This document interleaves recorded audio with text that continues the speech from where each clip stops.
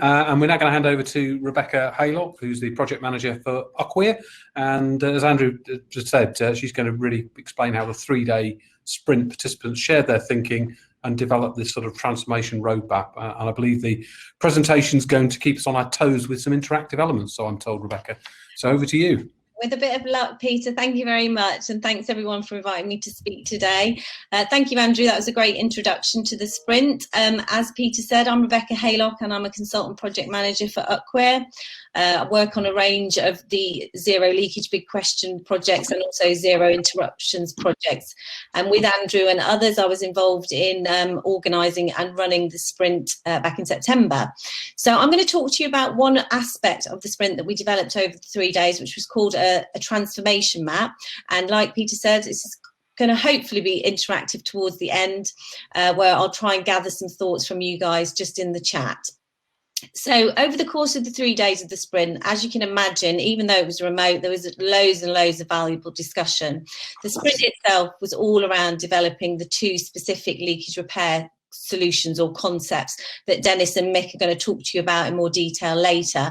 But there was loads of wider areas discussed, as you can imagine, to capture and address the key sprint goal. How do we increase leakage repair speed and quality at lower cost with less disruption to customers, communities and the environment? And the sprint itself was all born out of the fact of, well, really of Jeremy Heath's heat map, where we saw that there was that large gap in that particular area of the heat map. And the sprint was really trying to progress and move forward in that particular area. So going back to all those insights that we captured on Miro, we had several breakout sessions where we looked at things like what are the factors affecting the challenge, what are the top priorities to tackle, mapping existing solutions and approaches. And obviously, as Andrew said, you know, we only had 3 days and we really had to drill down to 2 specific favourite sort of concepts that we wanted to develop. But loads of valuable discussion taken on board at the same time. So next slide, please, Andrew. Thanks. So in order to capture all this amazing content on our post-it notes on the Miro board, we developed what we called a transformation map. The idea being that we were going to capture what the discussion was and turn those into tangible actions that we needed to do over the next 5 years and beyond.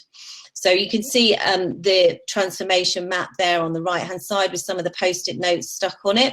We decided to group those into themes. So the 6 themes you can see over on the left. So we thought that these were relevant themes to answering the sprint question. So 1, how do we ease the regulatory burden? Always a key question for whatever technology you're discussing. Incentivising the supply chain. What is the appetite for investment and funding? What is the R&D innovation around it, the systems and technology, and obviously what can we learn from other industries, and is there any cross-sector collaboration that we can work out? There's a lot of discussion around collaboration yesterday at the conference, so that's definitely a critical point. We also captured at the same time who we thought the key stakeholders we needed to engage and when, and who are at the moment the appropriate solution vendors and providers, looking also at, for example, the gas and oil industry. So all of this information that we then sort of tried to refine into tangible actions. So next slide, please, Andrew. Onto our transformation map, and I apologise, the wording is small, but it was captured on a Miro board, but don't worry, I'm not expecting you to read it. I'm going to give you some key examples from each of those 6 key areas. If you want a copy of transformation map version 1, please feel free to email me. I'll put my email in the chat, and it'd be great to have some insight from you on that. So just giving you some key examples first. So under easing the regulatory burden, one of the areas we thought was critical was obviously the regulatory position, and we thought that it would be useful for us to work with Water UK to create an information note to clarify that regulatory position to make it easier for innovators to enter the market. In terms of incentivising the supply chain, there's a lot of work that's been done by Water UK already in terms of incentivising the workforce via training qualifications. There's also work being done by Scottish Water at the moment around leak-free new networks and creating a national framework which also addresses that training and qualifications aspect, and Acquia and Water UK have been working with them with that. In terms of appetite for investment, we had a great couple of people join us from Cadent Gas on the sprint with some really useful insight. In the gas industry, they have the Network Innovation Allowance, which is similar to our Ofwat fund. So one of the areas we thought we could follow how they do it in the gas industry for our Ofwat funding. Moving on to the next three, so bottom left, R&D and innovation. What are other technologies that are used in other industries, such as the gas industry? ULC Robotics have got their Sysbot system. Can this be applied to the water industry? I know Thames Water are doing some work with that at the moment.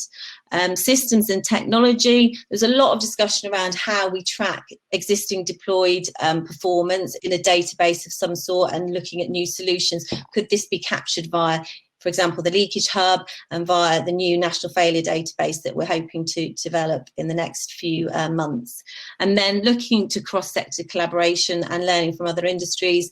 Some sectors, for example, gas, appear to be more advanced, and can we learn from them and collaborate now and identify and resolve past blockers? Okay, next slide, please, Andrew. Okay, so what we developed on the transformation map, there was a lot of what we could do. What we're kind of lacking is how we could do it and who we feel are the people that should be doing it. So I'm hoping to get some input from you in this next few minutes. I realise we haven't got much time, but we'll go with it anyway. So if you just think about that key sprint question that we had, how do we increase leakage repair speed and quality at lower cost with less disruption to customers, community and environment? And think about those 6 key theme areas: regulation, supply chain, investment, R&D, systems and technology, and cross-sector collaboration. What do you think are the key things that needs to be done in that area to move this forward? How would you do it? And who do you think is the person or group or body that should be leading it? Next slide, please, Andrew.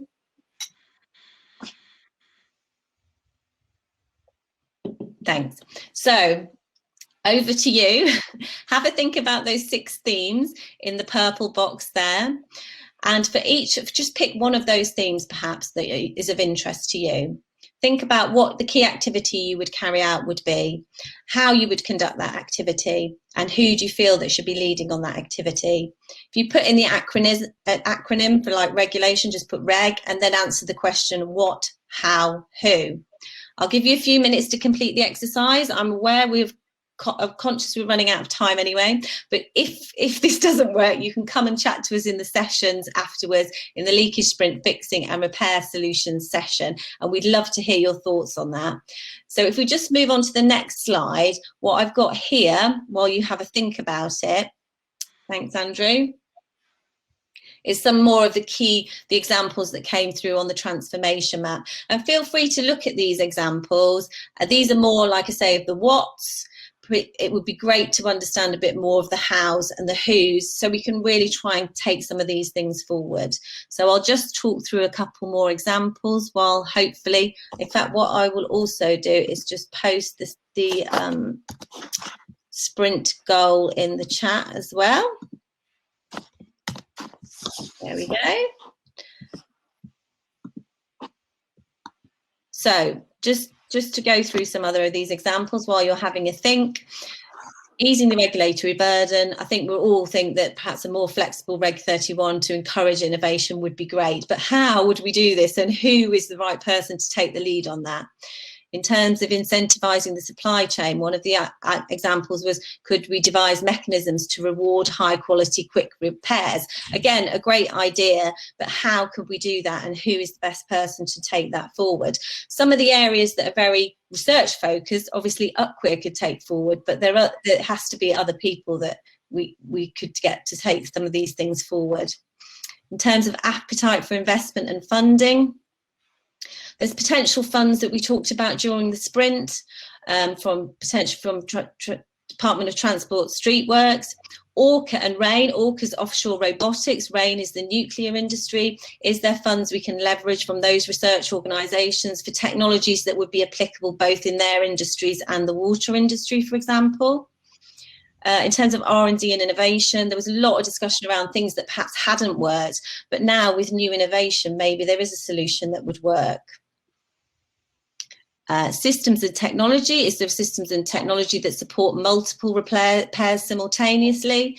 And cross-sector collaboration. Shared industry test beds. Andrea talked about the Centre of Excellence yesterday. We've got the Kempton rig with Thames Water. Potentially there's lots of information that could be gleaned from that.